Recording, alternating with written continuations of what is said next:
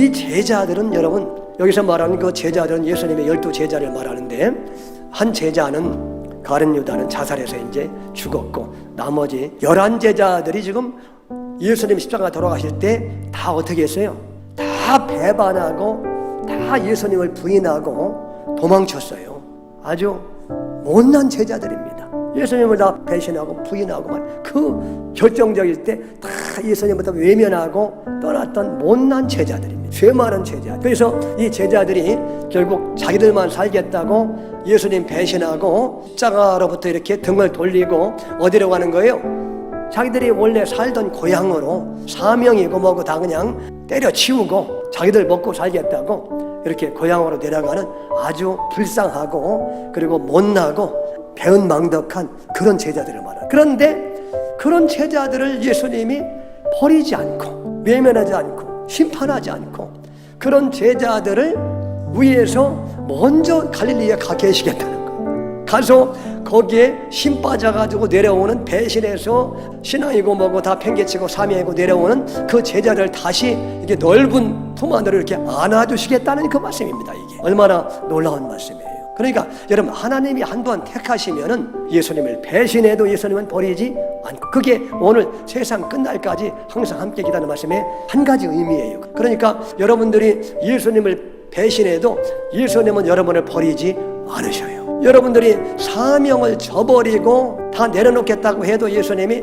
그럼 나도 너를 내려놓겠다 이러면, 네가 사명을 버리고 그렇게 가면 나도 더 이상 그렇게 말씀하지 않으시고, 너는 나를 버려도 나는 너를 버리지 않겠노라. 너는 나를 떠나도 나는 너를 결코 떠나지 않겠노라. 그런 말씀입니다. 내가 넘어지고 자빠져도 내가 너를 외면하지 않고 다시 찾아가서 너를 다시 일으켜 세우고 다시 믿음을 불어넣고 다시 사명을 감당하는 사람으로 내가 만들어 주고야 말겠다.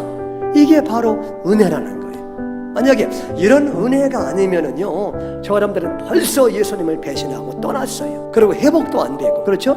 그런데 우리가 의심해도 우리를 버리지 않고 끝까지 참으시면서 결국 확신을 주시는 예수님 때문에 죄를 지고 넘어지고 그냥 세상 길에 빠져서 그냥 그렇게 정신없이 세상 길로 갈 때에도 주님은 우리를 외면하지 않고 결국은 인내하시며 참으시면서 그렇게 주님이 기다리시고 또 돌이키도록 모든 환경을 또 그렇게 인도하시고, 그래서 결국은 깨닫고 주 앞에 돌아오도록 그렇게 만들어 주시기 때문에, 코로나 때문에 믿음들이 다 약해지고 교회마저 떠날 수밖에 없는 그러한 위기에 있을 때 주님은 여러분들을 버리지 아니하시고 또 찾아오시고 참되신 사랑을 베풀어 주시기 때문에 우리가 이렇게 평생 동안 신앙을 잃지 않고 다시 주님 앞에 돌아와서 사명을 회복하면서 그렇게 믿음의 길을 끝까지 가서 천국에 가도록 주님의 그렇게 놀라운 하늘의 은혜와 긍휼로 우리를 감싸주시겠다는 말씀이 바로 이 말씀입니다. 우리가 예수님을 제대로 믿게 되면은요, 예수님의 십자가의 의미와 부활의 의미를 제대로 알게 되면은 우리는 이렇게 전도하지 않고 견딜 수 없는 그런 마음을 주님이 주신다는 거예요, 우리한테.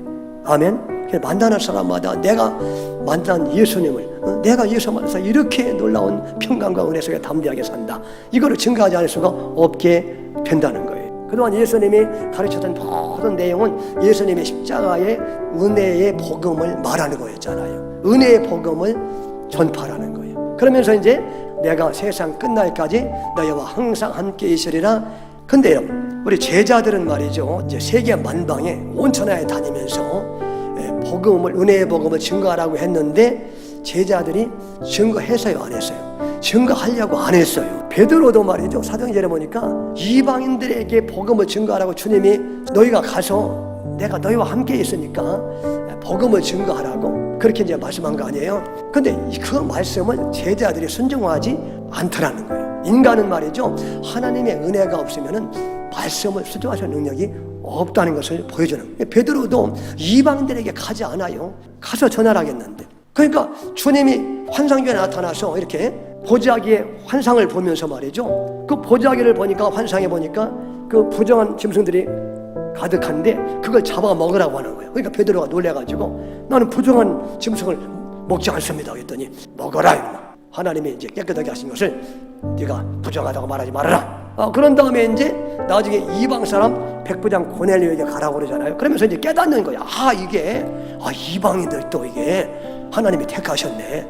그러면서 깨달으면서 그런 은혜가 있은 다음에야 베드로가 순종해서 이방인들에게 복음을 증거하잖아요. 그리고 사도행전에도 보면은 1장 8절에 성령이 임하시면 너희가 권능을 받고 예루살렘과 온 유다와 사마리아와 땅까지 이르러 내 증인이 되라고 말씀했는데, 성령이 임했는데도 제자들이 그냥 예루살렘에 모여 있으니까 어떻게 해요? 나중에 예루살렘에 큰 핍박이 다가오게 해가지고 예루살렘 사람 다 색줄에 잡아 죽이니까 어쩔 수 없이 다 자기 살려고 흩어져가지고 다른 나라 가서 복음을 증거하게 하시는 거예요. 사람은 이렇게 하나님이 뭘 말씀하시면 스스로 할 수 있는 능력이 없다는 거예요.